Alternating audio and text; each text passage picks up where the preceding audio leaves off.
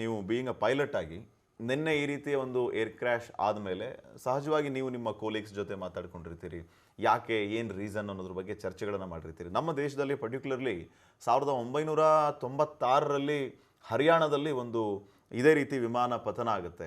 ಅದು ಯಾವ ರೀತಿ ಆಗುತ್ತೆ ಅಂತಂದರೆ, ಒಂದು ವಿಮಾನ ಟೇಕ್ ಆಫ್ ಆಗ್ತಾ ಇರುತ್ತೆ, ಒಂದು ವಿಮಾನ ಲ್ಯಾಂಡ್ ಆಗ್ತಾ ಇರುತ್ತೆ. ಅದು ಒಂದು ಸೌದಿ ಅರೇಬಿಯಾದ ಜೆಟ್ಟು, ಮತ್ತೊಂದು ಕಜಕಿಸ್ತಾನ್ದು. ಈ ಆಕ್ಸಿಡೆಂಟ್ ಆಗಿ ಒಂದು ಟೇಕ್ ಆಫ್ ಆಗೋದು, ಒಂದು ಲ್ಯಾಂಡ್ ಆಗೋ ವಿಮಾನದ ಮಧ್ಯೆ ಆಕ್ಸಿಡೆಂಟ್ ಆಗಿ 349 ಜನ ಸಾವನ್ನಪ್ಪಿದ್ರು. ಐ ಗೆಸ್ 349 369 ಇರಬೇಕು. ಸೊ ಈ ಘಟನೆ ಆದಮೇಲೆ ನೀವು ಏನೆಲ್ಲ ಅನಲೈಸ್ ಮಾಡಿದ್ರಿ? ಏನೆಲ್ಲ ವಿಚಾರಗಳನ್ನ ನಮಗೆ ಹೇಗೆ ಅಂದರೆ, ನಮಗೆ ನಾವು ಯಾವಾಗ ಪೈಲಟ್ ಆಗಬೇಕು ಅಂತ ಡಿಸೈಡ್ ಮಾಡಿ ನಾನು ಎಂಜಿನಿಯರಿಂಗ್ ಮುಗಿಸಿ ನಾನು ಇದನ್ನು ಬಂದಾಗ ನಮಗೆ ಎಲ್ಲ ನಮ್ಮ ಎಕ್ಸ್ಪೀರಿಯನ್ಸ್ ಬಿಲ್ಡ್ ಆಗೋದು ಹಳೆಯ ಘಟನೆಗಳು, ಹಳೆ ಇನ್ಸಿಡೆಂಟು, ಮತ್ತು ನಾವು ನಮ್ಮ ಮೆಂಟೋರ್ಸ್ ಜೊತೆ, ನಮ್ಮ ಸೀನಿಯರ್ ಕ್ಯಾಪ್ಟನ್ ಜೊತೆ ಇಂಟ್ರ್ಯಾಕ್ಟ್ ಮಾಡಿದಾಗ ಅವ್ರ ಕೆರಿಯರಲ್ಲಿ ಏನೇನು ಎಮರ್ಜೆನ್ಸಿ ಡೀಲ್ ಮಾಡಿದ್ರು, ಈ ಎಲ್ಲ ಇದರಿಂದನೇ ನಮ್ಮ ನಾಲೆಡ್ಜ್ ಜಾಸ್ತಿ ಆಗೋದು. ನಾವು life is too short to make all mistakes. So ಬೇರೆಯವ್ರು ಏನೇನು ಮಿಸ್ಟೇಕ್ಸ್ ಮಾಡಿದ್ದಾರೆ, ಇಲ್ಲ ಬೇರೆಯವ್ರ ಕೈಯಲ್ಲಿ ಏನೇನು ಆಗಿತ್ತು ಅದನ್ನೆಲ್ಲ ನಾವು ತಿಳ್ಕೊಂಡು ಅದರಿಂದ ನಾವು ಇನ್ನೂ ಹೇಗೆ ಉತ್ತಮವಾಗಿ ಪರ್ಫಾರ್ಮ್ ಮಾಡ್ಬೋದು ಅನ್ನೋದನ್ನ ನಾವು, ಬೇರೆಯವರ ತಪ್ಪು ಅಥವಾ ಇಂಥ ಘಟನೆಗಳು ನಮಗೆ ಪಾಠ. ಸೊ ಏವಿಯೇಷನ್ನಲ್ಲಿ ನಾವು ಏನು ಹೇಳ್ತೇವೆ ಅಂದರೆ, every rule is written in blood ಅಂತ ಹೇಳಿ. ಹಾಗಾಗಿ ನಾವು ರೂಲ್ ಏನು ಇವತ್ತಿನವರೆಗೆ ನಾವು ಲಾಸ್ಟ್ 50, 60, 70 ವರ್ಷದಿಂದ ಏನು ಎವಾಲ್ವ್ ಆಗಿದೆ, ಮುಂದೂಡ್ಕೊಂಡು ಬಂದಿದೆ ಹೇಗೆ, ಅದರಲ್ಲಿ ಹೇಗೆ ಅಂದರೆ, ನಾವು ಪ್ರತಿಯೊಂದೂ ಈ ಥರ ಒಂದು ಘಟನೆ, ಯಾರೋ ಜೀವ ಕಳ್ಕೊಂಡು, ಯಾರೋ ತಮ್ಮ ಜೀವ ಸ್ಯಾಕ್ರಿಫೈಸ್ ಮಾಡಿ ಅದರಿಂದ ಬಂದಿರೋ ಔಟ್ಕಮಿಂದ ನಾವು ಇವತ್ತು ಇದನ್ನು ಮಾಡೋದ್ರಿಂದ ಈ ಔಟ್ಕಮ್ ಆಗುತ್ತೆ ಅಂತ ತಿಳ್ಕೊಂಡಿದ್ದೀವಿ. ಸೊ ನಮ್ಮ ಡಿಸ್ಕಷನ್ಸ್, ನಮ್ಮ ಫೆಟರ್ನಿಟಿಲಿ ಇನ್ನೂ we are all under big shock that ಇಷ್ಟು ಅಡ್ವಾನ್ಸ್ಡ್ ಏರ್ಕ್ರಾಫ್ಟು, ಇಷ್ಟು ಅಡ್ವಾನ್ಸ್ಡ್ ಏವಿಯೇಷನ್, ಮಾಡರ್ನ್ ಏವಿಯೇಷನಲ್ಲೂ ನಾವು ಇಷ್ಟು ಈ ಥರ ಆಗಬಹುದಾ ಅನ್ನೋದು ನಮಗೆ ಒಂದು ಕುತೂಹಲ. But system is very efficient. ಅದ್ರದ್ದು ರೀಸನ್ ಕಂಡುಹಿಡಿಯೋದ್ರಲ್ಲಿ ನೋ ಡೌಟ್ 100% ಕಂಡುಹಿಡಿತಾರೆ. ಅದನ್ನು ನಾವು ಮತ್ತೆ ಮುಂದೆ ಅಳವಡಿಸ್ಕೊಂಡು ಅದನ್ನು ಚೇಂಜಸ್ ತರಬೇಕು. ಈಗ ಈ ನಿನ್ನೆ ಪತನ ಆದಂತಹ ವಿಮಾನ ಬೋಯಿಂಗ್ 787. ಈ ಬೋಯಿಂಗ್ ಅನ್ನುವಂಥ ಕಂಪನಿಗೆ ಇದು ಒಂದು ರೀತಿ ಬ್ಲ್ಯಾಕ್ ಮಾರ್ಕ್ ಆಯಿತು. ಜೊತೆಗೆ ಬೋಯಿಂಗ್ ಈ ರೀತಿ ಪತನ ಆಗಿದ್ದು ಐ ಥಿಂಕ್ ಇದೇ ಫಸ್ಟ್ ಟೈಮ್ ಅಂತ ಅನಿಸುತ್ತೆ. ಸಣ್ಣ ಪುಟ್ಟ ಟೆಕ್ನಿಕಲ್ ಇಶ್ಯೂಸ್ ಮತ್ತೊಂದು ಆಗಿದೆ, ಬಟ್ ಈ ಮಟ್ಟಿಗೆ ಪತನ ಆಗಿದ್ದು ಬೋಯಿಂಗ್ ವಿಮಾನ ಇದೇ first, I guess. Hull losses ಈ ಥರ type 787 Dreamliner hull loss ಆಗಿರೋದು ಇದು ಹಿಸ್ಟ್ರಿನಲ್ಲಿ ಫಸ್ಟ್ ಟೈಮು. ಇದು 15 ವರ್ಷದಿಂದ ಇದೆ ಸರ್ವಿಸಲ್ಲಿ ಏರ್ಕ್ರಾಫ್ಟ್. 2009ರಲ್ಲಿ ಲಾಸ್ಟ್ ಫಸ್ಟ್ ಫ್ಲೈಟ್ ಮಾಡಿದ್ದು. ಇದು ಅಂದರೆ ಇದರಲ್ಲಿ ಏನಾಗುತ್ತೆ ಅಂದರೆ, manufacturer OEM original equipment manufacturer ಒಬ್ಬರನ್ನೇ ನಾವು ಪಿನ್ ಪಾಯಿಂಟ್ ಮಾಡೋಕ್ಕಾಗಲ್ಲ. ನಾವು ಕಾರ್ ತೊಗೊಂಡಾಗ, ಈಗ ನಾವು ಕಾರನ್ನು ಕರೆಕ್ಟಾಗಿ ಮೇಂಟೈನ್ ಮಾಡಿದ್ರೆ ನಾವು ಕಾರ್ ಕಂಪನಿಗೆ ಏನು ಹೇಳೋಕ್ಕಾಗಲ್ಲ. ಹಾಗಂತ ಮೇಂಟೈನ್ ಮಾಡಿದ್ರೆ, ನಮ್ಮ ಚಾಲಕ ಅದನ್ನು ಸರಿ ಓಡಿಸದೆ ಹೋದರೆ ನಾವು ಮೇಂಟೈನ್ ಮಾಡಿದ್ರ ಬಗ್ಗೆ ಮಾತಾಡೋಕ್ಕಾಗಲ್ಲ. ನಾನು ಈ ಪ್ರಶ್ನೆ ಯಾಕೆ ಕೇಳಿದೆ ಅಂದರೆ ಸಮರ್ಥ, ವೆರಿ ಹೈಲಿ ಅಡ್ವಾನ್ಸ್ಡ್ ಇದು ಬೋಯಿಂಗ್. ಅತ್ಯಾಧುನಿಕವಾಗಿರುವಂಥದ್ದು, ಪ್ರಯಾಣಿಕರಿಗೆ ಆದ್ಯತೆ, ಪ್ರಯಾಣಿಕರು ಇದನ್ನು ಹೆಚ್ಚು ಪ್ರಿಫರೆನ್ಸ್ ಕೊಡ್ತಾರೆ. ಸೊ ಇದರಲ್ಲಿ ಹೆಂಗೆ ಈ ರೀತಿಯ ಸಮಸ್ಯೆಗಳಾಯ್ತು? ಅದೇ ಇದು ಓನ್ಲಿ ನಮಗೆ ಉತ್ತರ ಸಿಗೋದು ಹೇಗೆ ಅಂದರೆ ಇನ್ವೆಸ್ಟಿಗೇಷನ್ ಮುಖಾಂತರ. ಸೊ ಮ್ಯಾನುಫ್ಯಾಕ್ಚರ್ ಬಗ್ಗೆ ನಾವೇನು, ಮ್ಯಾನುಫ್ಯಾಕ್ಚರರ್ ಬಗ್ಗೆ ನಾವು ಈ ಹಂತದಲ್ಲಿ ಹೇಳೋಕ್ಕೆ ಆಗಲ್ಲ. ಆ್ಯಂಡ್ ಅವರು ಕೋಆಪರೇಟ್ ಮಾಡ್ತಾ ಇದ್ದಾರೆ ಇನ್ವೆಸ್ಟಿಗೇಷನ್ಸ್ ಜೊತೆ, ಬಿಕಾಸ್ ಅವರಿಗೂ ಅಷ್ಟೇ ಕುತೂಹಲ. ಯಾಕೆಂದರೆ ಈ ಥರದ ವಿಮಾನ ವರ್ಲ್ಡ್ ವೈಡ್ ಈಗ 1000+ ಏರ್ಕ್ರಾಫ್ಟ್ ಬೇರೆ ಬೇರೆ ಏರ್ಲೈನ್ ಜೊತೆ ಸರ್ವಿಸಲ್ಲಿದೆ. ಸೊ ಈ ಥರ ಘಟನೆ ಮತ್ತೆ ಆಗಬಾರ್ದು ಅನ್ನೋದಕ್ಕಾಗಿ ಅವರು ಕುತೂಹಲದಿಂದ ಅವರು ಇನ್ವೆಸ್ಟಿಗೇಷನ್ ಮಾಡ್ತಾ ಇದ್ದಾರೆ. ಸೊ ನೋಡೋಣ ಮುಂದೆ ಹೇಗೆ ಏನು ಉತ್ತರ ಬರುತ್ತೆ ಇದರಿಂದ. ಒಂದು ಮುಖ್ಯವಾದ ಪ್ರಶ್ನೆ ಸಮರ್ಥ ಹೆಗಡೆ, ಯೂಶುವಲಿ ಈ ರೀತಿ ವಿಮಾನ ಪತನ ಆದಂತಹ ಟೈಮ್ನಲ್ಲಿ ಏನಾಯಿತು ಅನ್ನುವಂತಹ ಪ್ರಶ್ನೆಗೆ ಉತ್ತರ ಹುಡುಕೋದಕ್ಕೆ ಸಹಕಾರಿಯಾಗುವಂಥದ್ದು ಆ ವಿಮಾನದಲ್ಲಿ ಅಥವಾ ಹೆಲಿಕಾಪ್ಟರಲ್ಲಿ ಇರುವಂಥ ಬ್ಲ್ಯಾಕ್ ಬಾಕ್ಸ್ಗಳು. ಈ ಬ್ಲ್ಯಾಕ್ ಬಾಕ್ಸ್ಗಳು ಯಾವ ರೀತಿ ಕೆಲಸ ಮಾಡುತ್ತೆ, ಬ್ಲ್ಯಾಕ್ ಬಾಕ್ಸ್ ಇನ್ವೆಸ್ಟಿಗೇಷನ್ಗೆ ಎಷ್ಟು ಸಹಕಾರಿ ಅಂತ? ಸೊ ಅದನ್ನು ಕರೆಯೋದು ಬ್ಲ್ಯಾಕ್ ಬಾಕ್ಸ್ ಅಂತ, ಬಟ್ ಅದು ಇರೋದು ಆರೆಂಜ್ ಕಲರಲ್ಲಿ. ಸೊ ಆರೆಂಜ್ ಯಾಕೆ ಅಂದರೆ, ಆ ಲೈಟ್ ನಿಮಗೆ ಎಲ್ಲೇ ಇದ್ರೂ, ಡೆಬ್ರೀಸ್ ಮಧ್ಯೆ ಎಲ್ಲೇ ಇದ್ರೂ ಲೊಕೇಟ್ ಆಗೋದು ಈಸಿ ಅಂತ. ಸೊ ಅದರಲ್ಲಿ ಏನು ಅಂದರೆ, ಎಮರ್ಜೆನ್ಸಿ ಲೊಕೇಟರ್ ಟ್ರಾನ್ಸ್ಮಿಟರ್ ಅಂತ ಒಂದು ಡಿವೈಸ್ ಇರುತ್ತೆ, ELT ಅಂತ. ಸೊ ಅದು ನಿಮಗೆ ಈ ಕ್ರ್ಯಾಶ್ ಇಂಪ್ಯಾಕ್ಟ್ ಆಗತ್ತಲ್ಲ, ನೀರಲ್ಲಿ ಬೀಳಲಿ ಇಲ್ಲ ಇದರಲ್ಲಿ ಬೀಳಲಿ, ಆ ವೈಬ್ರೇಷನ್ನಿಗೆ ಅದು ಆ್ಯಕ್ಟಿವ್ ಆಗುತ್ತೆ. ಸೊ ಇನ್ ಕೇಸ್ ನಮಗೆ ಫಿಸಿಕಲಿ ಲೊಕೇಟ್ ಮಾಡೋಕ್ಕಾಗ್ತಾ ಇಲ್ಲ ಅಂದರೆ ಅದು ಸಿಗ್ನಲ್ ಕಳಿಸ್ತಾ ಇರುತ್ತೆ ಇಂಥ ಲೊಕೇಶನಲ್ಲಿ ಇದ್ದೀನಿ ಅಂತ. ಸೊ ಈಗ ನೀರಲ್ಲಿ ಏನಾದ್ರು ಬಿದ್ದಾಗ ಈ ಸಬ್ಮರೀನು ಇಲ್ಲ ನಮ್ಮ ನೇವಿನವ್ರ ಕೈಲಿ ಅವರು ಆ ಡಿವೈಸನ್ನು ಡೆಪ್ಲಾಯ್ ಮಾಡಿದ್ರೆ ಅದಕ್ಕೆ ಎಕ್ಸಾಕ್ಟ್ ಲೊಕೇಶನ್ ಎಲ್ಲಿದೆ ಅಂತೇಳಿ ಅದು ಪಿನ್ ಪಾಯಿಂಟ್ ಮಾಡಿ ಸಿಗ್ನಲ್ ಕಳಿಸ್ತಾ ಇರುತ್ತೆ.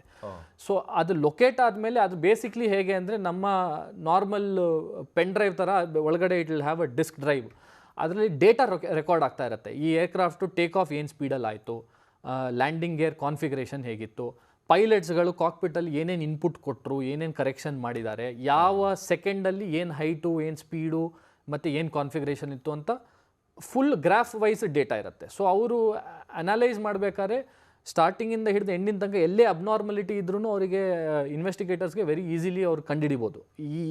ಇದು ಒಂದು significant contributing factor. Take off ಇಂದ ಲ್ಯಾಂಡಿಂಗ್ ವರೆಗೂ ಕಂಟಿನ್ಯೂಸ್ ರೆಕಾರ್ಡ್ ಆಗ್ತಾನೆ ಅದರ ಓವರ್ ರೈಟ್ ಆಗುತ್ತೆ. 120 ಮಿನಿಟ್ಸ್ ಟು 180 ಮಿನಿಟ್ಸ್ ಟೈಮ್ ಇರುತ್ತೆ. ಈಗ ನೀವು ಈಗ ಯೂಶಲಿ ನೀವು ಟೇಕ್ ಆಫ್ ಆಗಿ ಇವೆಂಟ್ ಫುಲ್ ಇತ್ತು, ಲ್ಯಾಂಡಿಂಗ್ ಟೈಮಲ್ಲಿ ಏನೋ ಸಮಸ್ಯೆ ಬಂತು ಅಂದರೆ ನಿಮಗೆ ಟೇಕ್ ಆಫ್ ಆಗಿದ್ದಕ್ಕೆ ಏನು ಲಿಂಕ್ ಇರಲ್ಲ. Last moment is important. So 120 minutes to 180 minutes average time. ಇದು ಡೇಟಾ ಸೈಡ್ DFDR ಅಂತೇಳಿ. ಕಾಕ್ಪಿಟ್ ವಾಯ್ಸ್ ರೆಕಾರ್ಡರ್ ಅಂದರೆ ATC ಜೊತೆ ಪೈಲಟ್ಸ್ ಏನು ಮಾತಾಡಿದ್ದಾರೆ ಮತ್ತು ತಮ್ಮ ಮಧ್ಯೆ ಏನು ಮಾತಾಡ್ಕೊಂಡಿದ್ದಾರೆ ಇದು ರಿಯಲ್ ಟೈಮಲ್ಲಿ ಅದು ರೆಕಾರ್ಡ್ ಆಗ್ತಾ ಇದೆ. ವಾಯ್ಸ್ ರೆಕಾರ್ಡ್ ಆಗಿರುತ್ತೆ. ಹೌದು, ಇದು ಬಹಳ ಮುಖ್ಯವಾದಂಥ ವಿಚಾರ. ಹೌದು. ಇದರಲ್ಲಿ ಬೇಸಿಕ್ಲಿ ಏನು ಅಂದರೆ ADM ಫೀಚರ್, ನಾವೇನು ಹೇಳ್ತೀವಿ ADM ಅಂದರೆ ಏರೋನಾಟಿಕಲ್ ಡಿಸಿಷನ್ ಮೇಕಿಂಗ್ ಅಂತ. ಸೊ ಪೈಲಟ್ಸ್ ತಲೆನಲ್ಲಿ ಏನು ಓಡ್ತಾ ಇತ್ತು, ಆಮೇಲೆ ಅವರ ಡಿಸಿಷನ್ ಏನು ತೊಗೊಳ್ಬೇಕು ಅಂತಿದ್ರು, ಅವರ ಪ್ಲ್ಯಾನ್ ಏನಿತ್ತು, ಮತ್ತು ಅವರ ಟ್ರೈನಿಂಗ್ ಎಷ್ಟು ಎಫಿಷಿಯೆಂಟ್ ಇತ್ತು ಅಂತ ಹೇಳಿ ನಮಗೆ ಈ ಕಾಕ್ಪಿಟ್ ವಾಯ್ಸ್ ರೆಕಾರ್ಡರ್ ಮೂಲಕ ಗೊತ್ತಾಗ್ತದೆ. ಬಟ್ ನಡೆದಿರೋ ಆಕ್ಸಿಡೆಂಟ್ ಏನು ಮಾಡೋಕ್ಕಾಗೋದಿಲ್ಲ. ಇದಕ್ಕೆ ಬಂದ್ಬಿಡ್ತೀನಿ ಸಮರ್ಥಗಳೇ. ಈಗ ಈ ಬ್ಲ್ಯಾಕ್ ಬಾಕ್ಸ್ ಯಾವ ರೀತಿ ಕೆಲಸ ಮಾಡುತ್ತೆ, ಕಂಟಿನ್ಯೂಸ್ ಆಗಿ ವಾಯ್ಸ್ ರೆಕಾರ್ಡ್ ಎಲ್ಲ ಆಗ್ತಿರುತ್ತೆ ಅನ್ನೋದನ್ನ ನೀವು ಹೇಳಿದ್ರಿ. ಸೊ ಲಾಸ್ಟ್ ಮೂಮೆಂಟಲ್ಲಿ ಏನಾಯಿತು ಅನ್ನೋದು ಆ ಬ್ಲ್ಯಾಕ್ ಬಾಕ್ಸ್ನಿಂದ ನಮಗೆ ಗೊತ್ತಾಗುತ್ತೆ. ಅಸಲಿಗೆ ಅಲ್ಲಿ ಏನು ಸಮಸ್ಯೆ ಆಗಿತ್ತು, ಯಾಕೆ ಪತನ ಆಯಿತು ಅನ್ನೋದು ಅಲ್ಟಿಮೇಟ್ಲಿ ಬ್ಲ್ಯಾಕ್ ಬಾಕ್ಸಿಂದ ಗೊತ್ತಾಗ್ಬಿಡುತ್ತೆ ಅಲ್ವಾ? ಮೋಸ್ಟ್ ಆಫ್ ದ ಟೈಮ್ಸು ಅದರಲ್ಲಿ ಈಗ ಇಂಜಿನ್ ಸಮಸ್ಯೆ ಇತ್ತೋ ಇಲ್ಲ ಇನ್ನೊಂದು ಫ್ಲೈಟ್ ಕಂಟ್ರೋಲ್ಸೋ ಹೈಡ್ರಾಲಿಕ್ಸೋ ಎಲೆಕ್ಟ್ರಿಕಲೋ XYZ ಪೈಲಟ್ ಅದು ಅಟ್ ಲೀಸ್ಟ್ ಬ್ಲ್ಯಾಕ್ ಬಾಕ್ಸ್ ಆಗಲಿ ಆದರೂ ರೆಕಾರ್ಡ್ ಆಗಲಿ ಅಂತ ಅದನ್ನು ಕಮ್ಯುನಿಕೇಟ್ ಮಾಡ್ತಾ ಇರ್ತಾರೆ, ಹೇಳ್ತಿರ್ತಾರೆ. ಇಲ್ಲ, ಈಗ ನ್ಯಾಚುರಲ್ ಇನ್ಸ್ಟಿಂಕ್ಟ್ ಇಬ್ರು ಪೈಲಟ್ಸ್ ಅಂತೂ ಮಾತಾಡ್ಕೊಳ್ತಾರೆ ಇರ್ತಾರೆ ಕಾಕ್ಪಿಟ್ ಅಲ್ಲಿ. ಸೊ ಇದನ್ನು ಕಾಕ್ಪಿಟ್ ಮೈಕ್ರೋಫೋನ್ ಅಲ್ಲಿ ರೆಕಾರ್ಡ್ ಆಗಿರುತ್ತೆ. ATC ಜೊತೆ ರೆಕಾರ್ಡ್ ಆಗೋದು as a standard protocol aircraft ಅಲ್ಲೂ ಆಗಬೇಕು, ಮತ್ತೆ ATC ಟವರ್ ಅಲ್ಲೂ ಅವ್ರಿಗೆ ಇನ್ಕಮಿಂಗ್ ಕಮ್ಯುನಿಕೇಶನ್ ಏನೇನಿದೆ ಅದಷ್ಟು ಅವರ ಎಂಡಲ್ಲಿ ರೆಕಾರ್ಡ್ ಆಗಿರುತ್ತೆ. ಸೊ ಇದು ಈ ವಿಮಾನ ನಿನ್ನೆ ಏನು ಮಧ್ಯಾಹ್ನ 1:00 ಟೇಕ್ ಆಫ್ ಆಯಿತು. 40 ಸೆಕೆಂಡಲ್ಲಿ ಇವರಿಗೆ ಪ್ರಾಬ್ಲಮ್ ಇದೆ ಅನ್ನೋದು ಗೊತ್ತಾಗಿದೆ ಪೈಲಟ್ಗೆ. ಅವರು ಏನೋ ಮೇಡೆ ಅಂತ ಹೇಳಿ ಅನೌನ್ಸ್ ಮಾಡಿದ್ರಂತೆ, ಸೀಕಿಂಗ್ ಅ ಹೆಲ್ಪ್. ಸೊ ಆದರೆ ಅಲ್ಲಿ 40 ಸೆಕೆಂಡ್ ಇದ್ದಿದ್ದರಿಂದ ಇನ್ ಕೇಸ್ ಅದು ATCಗೆ ಕಮ್ಯುನಿಕೇಟ್ ಆಗಿ, ಅಂದರೆ ಏರ್ ಟ್ರಾಫಿಕ್ ಕಂಟ್ರೋಲ್ ಕಮ್ಯುನಿಕೇಟ್ ಆಗಿ ಅವ್ರು ರಿಪ್ಲೈ ಮಾಡಿದ್ರು, ಇಲ್ಲಿ ಏನಾಗೋ ಚಾನ್ಸಸ್ ಇತ್ತು. ಆ ಮೇಡೆ ಬಗ್ಗೆ ಒಂದು ಸ್ವಲ್ಪ ಹೇಳಿ ನಮ್ಮ viewers. Mayday actually basically French word help me ಅಂತ ಹೇಳಿ. ಇದು ತುಂಬ ಎವಾಲ್ವ್ ಆಗಿದೆ. ಏನಕ್ಕೆ ಎಕ್ಸಾಕ್ಟ್ಲಿ ಏವಿಯೇಷನಿಗೆ ಬಂತು ಅಂತ ಏನು ಫರ್ಮ್ ರೀಸನ್ ಇಲ್ಲ, ಬಟ್ ಲಾಸ್ಟ್ 100 ಇಯರ್ಸ್ ಪ್ಲಸ್ಸಿಂದ ಇದು ಸ್ಟ್ಯಾಂಡರ್ಡ್ ಪ್ರೋಟೋಕಾಲು. ಡಿಸ್ಟ್ರೆಸ್ ಸಿಚುವೇಶನ್ ಅಂದರೆ ಏನೋ ಅಪಘಾತ ಸಂಭವಿಸೋ ಚಾನ್ಸಸ್ ಉಂಟು ಇದ್ದಾಗ ನಾವು ಈ ಮೇಡೆನ ಯೂಸ್ ಮಾಡ್ತೀವಿ. ಅದರಲ್ಲೂ ನಮಗೆ ಕ್ಯಾಟಗರಿ ಇದೆ. ಈ ಪ್ರಾಬ್ಲಮ್ಸಿಗೆ ಮಾತ್ರ ಮೇಡೆ, ಬೇರೆದಕ್ಕೆ ಪ್ಯಾನ್ ಅಂತ. ಅಂದರೆ ನಮಗೆ ಸಮಸ್ಯೆ ಉಂಟು ಬಟ್ ಇದನ್ನು ನಾವು ಬಗೆಹರಿಸೋಕ್ಕೆ ಸ್ವಲ್ಪ ಟೈಮ್ ಬೇಕು. ಸೊ ಈ ಥರ ಇದ್ದಾಗ ನಾವು ಪ್ಯಾನ್ ಕೊಡ್ತೇವೆ. ಮೇಡೆ ಅಂದರೆ ಇದು ಏನೋ ಬಹಳ ದೊಡ್ಡ ಸಮಸ್ಯೆ, ಇದನ್ನು ನಾವು ಬಗೆಹರಿಸೋಕ್ಕೆ ಮೋಸ್ಟ್ಲಿ ಆದರೂ ಆಗ್ಬೋದು, ಇಲ್ಲದೇ ಆದರೂ ಇಲ್ಲ ಅನ್ನೋ ಒಂದು ಇಂಟಿಮೇಷನ್.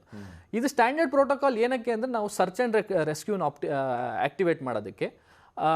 ATC ಟವರ್ಗೆ ಇನ್ಫಾರ್ಮೇಷನ್ ಕೊಟ್ಟ ತಕ್ಷಣ ಅವರು ಫೈರ್ ಫೈಟಿಂಗ್ ಸರ್ವಿಸಸ್ ಇರಲಿ, ನಮ್ಮ ಆ್ಯಂಬುಲೆನ್ಸ್ ಸರ್ವಿಸಸ್, ಮೆಡಿಕಲ್, ಆಮೇಲೆ ಮ್ಯಾನ್ ಪವರ್ ಅಲೋಕೇಶನ್ನು, ಈ ಆ್ಯಕ್ಟಿವಿಟೀಸಿಗೆ ಅವರಿಗೆ ಹೆಡ್ಸಪ್ ಇನ್ನೂ ಅಡ್ವಾನ್ಸ್ ಟೈಮ್ ಸಿಗ್ತದೆ. ಈ ಪ್ರತಿ 1 ಸೆಕೆಂಡು ಕೌಂಟ್ ಆಗಬೇಕಾದ್ರೆ ನಮಗೆ 2 ನಿಮಿಷ ಮುಂಚೆ ಇನ್ಫಾರ್ಮೇಷನ್ ಬಂತು ಅಂದರೆ ನಾವು ಅಷ್ಟು ಬೇಗ ನಾವು ಪ್ರಿಪೇರ್ ಆಗ್ಬೋದು. ಸೊ ಈ ಕಾರಣಕ್ಕಾಗಿ ಮೇಡೆ ಕೊಡ್ತೀವಿ. ಆಮೇಲೆ ಈಗ ಏರ್ಕ್ರಾಫ್ಟ್ ವಾಪಸ್ಸು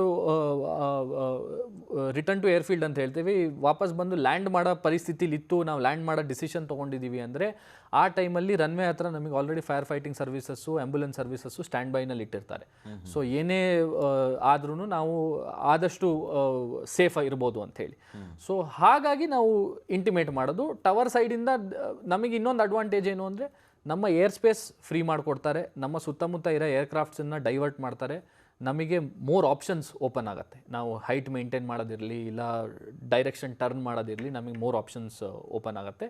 ಎರಡನೇದು ಅನ್ನೆಸೆಸರಿ ಫ್ರೀಕ್ವೆನ್ಸಿನಲ್ಲಿ ಮಾತಾಡೋದು. ಒಂದು ಫ್ರೀಕ್ವೆನ್ಸಿನಲ್ಲಿ 20 ರಿಂದ 30 ಏರೋಪ್ಲೇನ್ ಇರುತ್ತೆ ಅಟ್ ಅ ಟೈಮ್. ಸೊ ಆ ಟೈಮಲ್ಲಿ ಅನ್ನೆಸೆಸರಿ ಬೇರೆ ಫ್ರೀಕ್ವೆನ್ಸಿನವರು ಮಾತಾಡೋದು ಉಳಿಯುತ್ತೆ. ಆ ಟೋಟಲ್ ಫ್ರೀಕ್ವೆನ್ಸಿ ನಮಗೆ ಬಿಟ್ಕೊಡ್ತಾರೆ.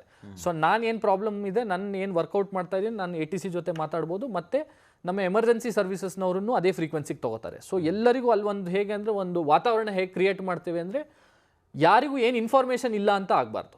ಎಲ್ಲರಿಗೂ ನಮಗೆ ಏನು ಇನ್ಫಾರ್ಮೇಷನ್ ನಡೀತಾ ಇದೆ, ಪೈಲಟ್ಸ್ ಏನು ಮಾಡ್ತಾರೆ, ನೆಕ್ಸ್ಟ್ ಎಕ್ಸ್ಪೆಕ್ಟೆಡ್ ಏನು, ಮತ್ತು ಅದಕ್ಕೆ ನಾವು ಹೇಗೆ ರಿಯಾಕ್ಟ್ ಮಾಡಬೇಕು.